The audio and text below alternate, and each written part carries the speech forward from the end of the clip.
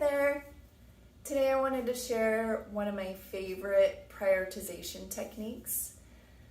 This is, it's called the importance difficulty matrix, but I'll be looking at it in terms of importance and feasibility. And this is a technique that I've used with our Chief Strategy Officer when he wanted to get down to a top 10 list of strategies to focus on for the year. I've also used this technique with a couple of universities in our company.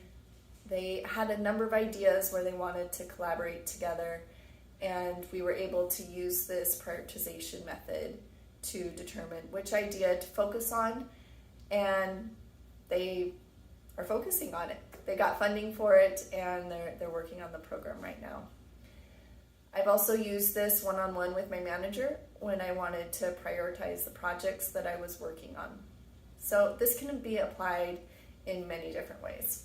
So we'll hop right into it. So setting up the matrix, what I have listed here along the x-axis is potential feasibility. Low feasibility versus high, able to get it done, and importance through the lens of value. So low versus high is on the y-axis. And I have about 8 strategies listed here. Ideally, if you're doing a prioritization activity, you want about 5 to 8 things to prioritize. Anything higher than that, it just feels like it can be tough, and you may not get the results that you're looking for. I've used scorecards with big long lists, and it really came down to people using their gut, and there were a lot of biases as well. So starting out, we're going to compare these strategies against each other in terms of feasibility on the x-axis here. And you can pick any strategy to start with. So strategy 4, we'll just place it up here, and then we'll say, okay, strategy 3, in comparison to strategy 4, how feasible is it? Less versus high, higher, it's a little bit higher. Strategy 2, looks like it's in between 4 and 3. Strategy 1, it's definitely more feasible. Strategy 3. And this is something that you would either have somebody facilitate this discussion, or you could facilitate it yourself in a group. I'm using sticky notes, but you can also use this in virtual environments like Mural, M-U-R-A-L, or Miro, M-I-R-O. So just for illustrative purposes, I'm going to move these around, compare them to each other, and then strategy 8 is down here. All right, and now we're going to look at the importance or value. So taking strategies 6, or maybe we'll start with 8. You know what? This is pretty high importance, so I'm going to move it up. Strategy 6 in comparison to 8, a little bit lower.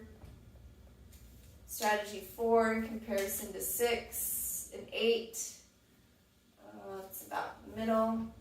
So you'll see that I'm placing them in their own little spot.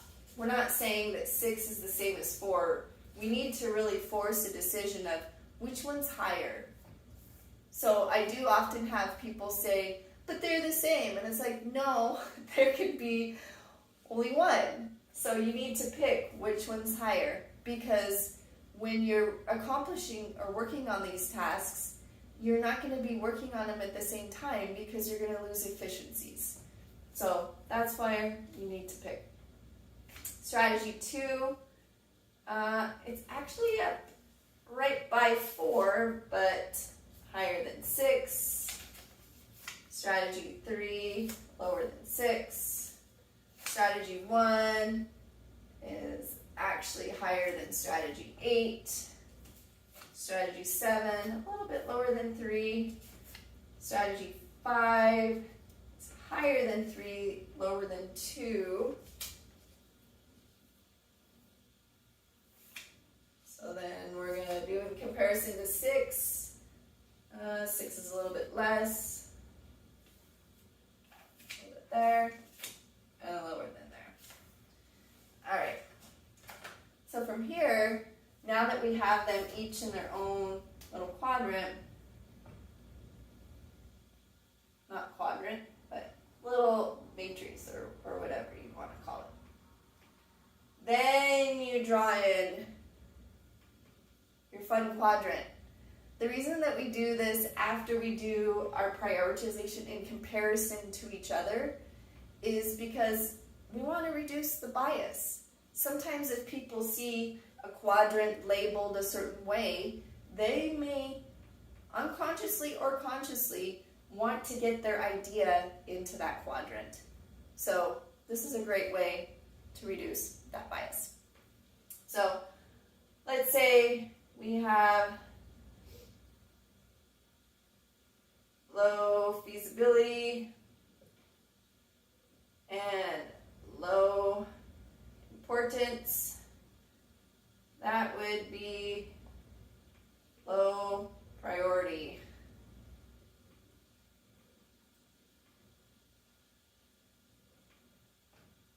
Low feasibility,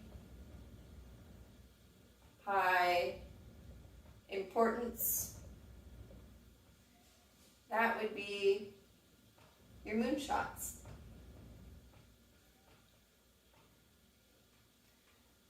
And then you have high feasibility, low importance. This would be your low hanging fruit, or whatever term you would like to use for that. Next one is high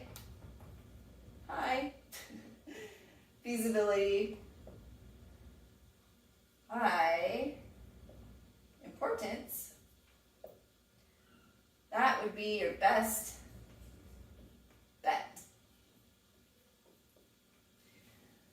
So I had somebody ask me after we finished this, they're like, so what's that mean about the order? It's like, well, these are really great data points. Ideally, you would want to start with your best bets.